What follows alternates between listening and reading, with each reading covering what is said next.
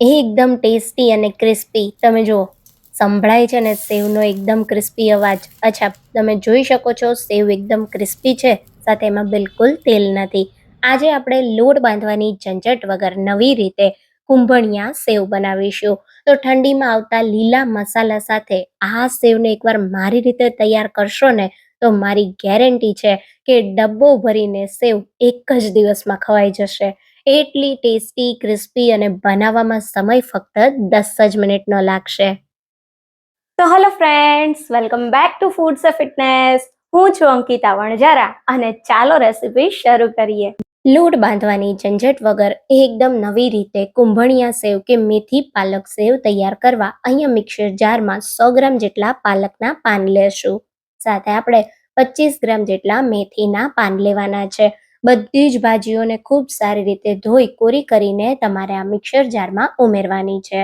સાથે મેં 50 ગ્રામ જેટલા લીલા ધાણા લીધા છે અને 25 ગ્રામ જેટલા ફોદીનાના પાન લીધા છે. હવે અહીંયા જો તમે લસણ ખાતા હોય તો આ સેવમાં જરૂરથી ઉમેરજો, પણ જો ન ખાતા હોય તો સ્કીપ કરી શકાય. અહીંયા મેં વજનમાં 100 ગ્રામ જેટલું લસણ, તો લસણના લીલા અને સફેદ ભાગ સાથે જ લીધું છે અને એને એકદમ સારી રીતે ધોઈ સાફ કરી કોરું કરીને લેવાનું. સાથે 2 એકદમ તીખા લીલા મરચા, 1 ઇંચ આદુનો ટુકડો લેશું. એક મોટી સાઈઝનું મેં લીંબુ લીધું છે અને એને પણ આપણે ઉમેરી દેશું. આ સેવ તમે એકવાર ખાશો ને તો મારી ગેરંટી છે કે તમે વારંવાર બનાવશો. કુંભણિયા ભજીયા તો તમે બહુ ખાધા હશે, પણ એકવાર આ કુંભણિયા સેવ ટ્રાય કરજો. હવે લીંબુનો રસ એકદમ સારી રીતે નીચવ્યા પછી 1/2 ટીસ્પૂન જેટલું મીઠું ઉમેરીશું અને સાથે અડધા કપ જેટલું ઠંડુ પાણી ઉમેરીશું. ઠંડુ પાણી અને લીંબુનો રસ તમે જ્યારે ભાજીઓને ક્રશ કરો છો ત્યારે ઉમેરી દેશો તો તમે જો આપણી પેસ્ટનો ગ્રીન કલર ખૂબ જ સરસ જળવાઈ રહેશે. તો હવે જે પેસ્ટ તૈયાર કરી છે એને ખૂબ સારી રીતે ગાળી લેશું. તો પેસ્ટને ગાળવી ખૂબ જ જરૂરી છે, જેથી તમારી સેવ એકદમ સ્મૂથ બને. કોઈ રેસા હોય તો એ બધા આ રીતે નીકળી જાય. તો તમે જોઈ શકો છો એકદમ સારી રીતે ફ્લેવરફુલ અને મસાલેદાર ગ્રીન પેસ્ટ તૈયાર થઈ ગઈ છે. અચ્છા, આ જે પેસ્ટ તૈયાર થઈ છે એને તમે કપ કે વાટકીથી માપો તો 1 કપ જેટલી છે. હવે જેટલી તમે પેસ્ટ લીધી છે એના 4 ગણો તમને લોટ જોઈશે. લોટની ક્વોલિટી પર ડિપેન્ડ કરે કે તમને કેટલો લોટ જોઈએ, પણ અંદાજથી તમારે 3 થી 4 કપ જેટલો બેસન જોઈશે. પાણી બિલકુલ નથી ઉમેરવાનું. આ રીતે થોડો થોડો લોટ ઉમેરતા જવાનો અને સારી રીતે તમારે જે ગ્રીન પેસ્ટ તૈયાર કરી છે એની સાથે લોટને મિક્સ કરતા જવાનું. તો અહીંયા તમે જુઓ, મેં બધું મિક્સ કર્યું. હજી મિશ્રણ મને થોડું પતલું લાગે છે તો હું હજી આમાં 2 ચમચા જેટલો લોટ ઉમેરી દઈશ. તો મેં 4 કપ જેટલો આમાં ટોટલ લોટ ઉમેર્યો છે. સારી રીતે બધું મિક્સ કરી દેશું. મિશ્રણ એકદમ પતલું નહીં રાખવાનું, નહીં તો તમે જ્યારે સેવ પાડો ત્યારે એમાં ગાંઠા પડે. તો જો એવું થતું હોય તો તમારે હજી થોડો લોટ એમાં ઉમેરી દેવાનો. તો હવે આપણો લોટ અત્યારે તૈયાર થઈ ગયો છે. તો સેવ તૈયાર કરવા સેવના મશીનમાં જાળી લગાવી દેશું. તો તમે ઝીણી કે જાડી, તમને જે પણ સેવ ગમે એને બનાવી શકો છો. હું અત્યારે ઝીણી સેવ બનાવું છું. તો ઝીણી સેવની જાળીને સંચામાં સેટ કરી થોડું તેલ લગાવી દઈશું અને સંચાની અંદર પણ આપણે થોડું તેલ લગાવી દઈએ. હવે શું કરીશું, આપણે જે લોટ મિક્સ કરી તૈયાર કર્યો છે એને આ રીતે સંચામાં ઉમેરી દઈશું. તો તમે જુઓ, એકદમ પતલો પણ નથી અને એકદમ થીક પણ નથી. તો આ રીતનો મીડિયમ તમારે લોટને તૈયાર કરવાનો છે.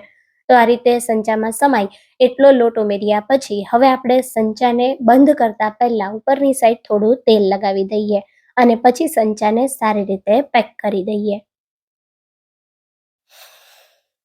તો અહીંયા સંચાને સારી રીતે પેક કર્યા પછી મેં સેવ તૈયાર કરવા તેલને ગરમ કરવા રાખી દીધું હતું. તો ગરમ તેલ આપણે મીડિયમ કરવાનું અને મીડિયમ ગરમ તેલમાં ગેસની ફ્લેમ હાઈ રાખી આ રીતે સંચાને ઉપરથી ઘડિયાળની દિશામાં ફેરવતા જઈ સેવને પાડી દેશું.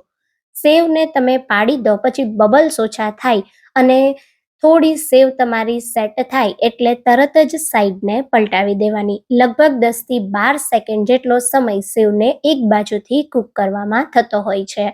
તો એક બાજુથી સેવ થાય એટલે સાઈડ પલટાવી બીજી બાજુ પણ 10 થી 12 સેકન્ડ જેવી થવા દેશું.